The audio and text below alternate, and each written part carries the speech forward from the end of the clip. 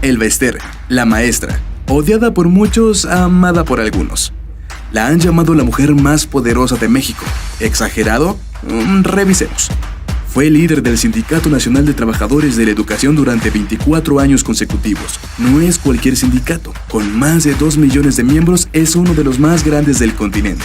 Fue secretaria general del PRI, también fue senadora, diputada y presidenta de la Cámara de Diputados. Es propietaria de lujosas residencias en California y Ciudad de México, bolsas Hermes, Chanel y Louis Vuitton. Su fortuna de por lo menos 373 millones de pesos fue producto, dice ella, de su trabajo y la herencia de su madre, una maestra rural de Chiapas.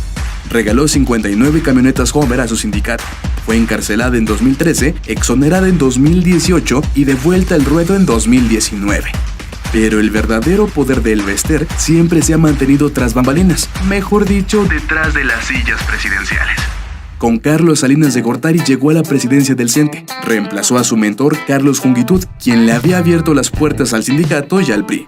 Bajo su tutela, una joven maestra salió de la pobreza de Comitán y se catapultó al corazón de la política mexicana. Jungitud renunció por órdenes de las altas esferas priistas. No se imaginaba que Elba sería su sucesora. ¿La aprendiz traicionó a su maestro? Ella siempre lo ha negado. Durante el sexenio salinista, el CENTE recibió más de 25,000 millones de pesos, incluidos los fondos del programa Vivienda Magisterial, que registró un desfalco de más de 2,000 millones.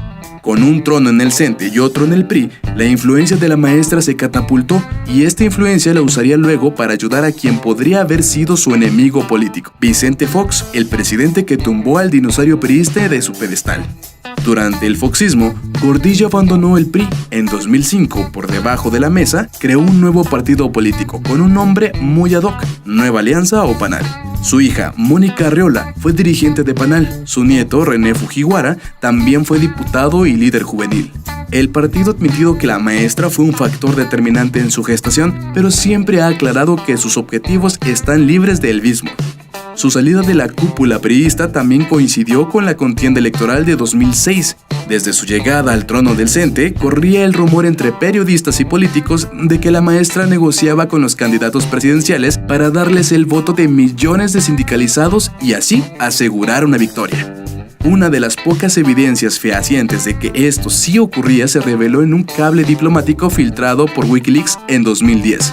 El documento describe una conversación con el entonces presidente del PAN, Manuel Espino, en el que este afirma que su partido había decidido no negociar con Elba Ester un apoyo en las elecciones de 2006. ¿Al final hubo negociantes? No lo sabemos. Lo cierto es que Calderón, el candidato del PAN, fue elegido presidente por un margen muy bajo. También Nueva Alianza ganó 2 gubernaturas en alianza con el PAN entre 2006 y 2013. El partido más tarde unió fuerzas con el PRI y se llevó otras 12 gubernaturas entre 2009 y 2012. Parecía una reconciliación entre Elba Ester y el viejo tricolor, pero la llegada de Enrique Peña Nieto a la presidencia tumbó el reinado de la maestra. ¿Por qué la justicia no actuó hasta ese momento? Solo hay teorías. Una dice que Peña Nieto quería enviar un mensaje a los líderes sindicales y otra que fue consecuencia del rechazo de la maestra a la reforma educativa, uno de los emblemas del gobierno peñista. Esa irónica foto muestra uno de los pocos momentos en los que Elba Ester estuvo literalmente tras las rejas. De los 5 años que duró el proceso penal, pasó 4 años y 10 meses en una torre médica del penal de Tepepan y un hospital privado en la colonia Roma. Según la PGR, la maestra, de entonces 72 años, padecía de enfermedades crónico-degenerativas. En 2017, obtuvo el arresto domiciliario y lo pasó en su lujoso departamento de Polanco. Un año después, fue liberada. Elba Ester fue absuelta por falta de pruebas de un desvío de fondos del sindicato de maestros de lavado de dinero y defraudación fiscal. La PGR fue criticada por armar un expediente débil solo por cumplir fines políticos. Después de la liberación, la fiscalía aseguró que había actuado conforme a la ley y, aunque no estaba de acuerdo con el fallo, respetaba la decisión del tribunal. Caso cerrado. La maestra consiguió su libertad a unos días de la victoria de AMLO en la elección. Para el nuevo presidente, esto fue mera coincidencia. No fue la única coincidencia. El nieto de Elba Ester, René Fujiwara, renunció a su afiliación con el PANAL para apoyar la campaña de AMLO. Una vez exonerada, la maestra le declaró la guerra a la reforma educativa de Peña Nieto, una batalla que comparte con López Obrador.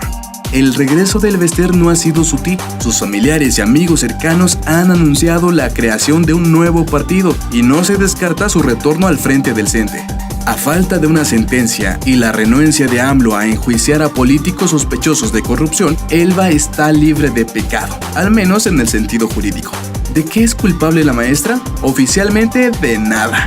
Lo que es notorio entre miles de mexicanos es que ha logrado amasar poder y fortuna en un país en el que la educación se encuentra rezagada. Su fortuna, por cierto, le fue devuelta en su totalidad tras su liberación. Al ser exonerada, no hay motivo para congelar sus cuentas y propiedades. ¿Qué papel crees que jugará la maestra en la cuarta transformación? Estás en México sin censura.